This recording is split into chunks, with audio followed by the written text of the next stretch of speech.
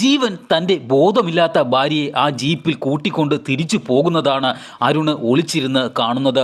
ഇതിനുശേഷം അരുൺ ഡോക്ടർ തൻ്റെ വീട്ടിലേക്ക് തന്നെ തിരിച്ചു പോകുന്നു.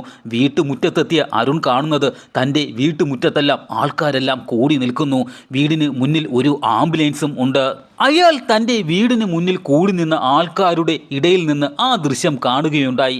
തൻ്റെ വീടിനകത്തു നിന്നും ഒരു മൃതശരീരം ചുമന്ന് ആംബുലൻസിനകത്തേക്ക് കയറ്റുകയാണ്. പെട്ടെന്ന് തന്നെ ആ മൃതശരീരത്തിൽ മറച്ചിട്ടിരുന്ന തുണി കാറ്റടിച്ച് മാറുന്നു.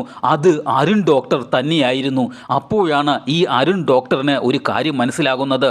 താൻ വീട്ടിൽ നിന്നും ഇറങ്ങി ഓടുന്നതിന് മുമ്പ് തന്നെ ഈ അനുപമയുടെയും റാഹേലിൻ്റെയും ആത്മാവ് തന്നെ കൊന്നിരുന്നു എന്ന്.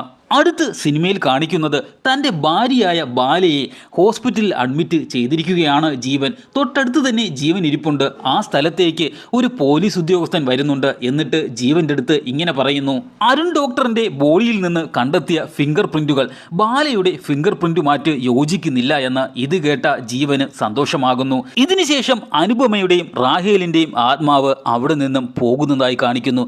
പക്ഷേ ആ കെട്ടിടത്തിൻ്റെ മുന്നിലേക്ക് അരുൺ ഡോക്ടറിൻ്റെ ആത്മാവ് പ്രത്യക്ഷപ്പെടുന്നതായി കാണിച്ചുകൊണ്ട് സിനിമ അവസാനിക്കുകയാണ്.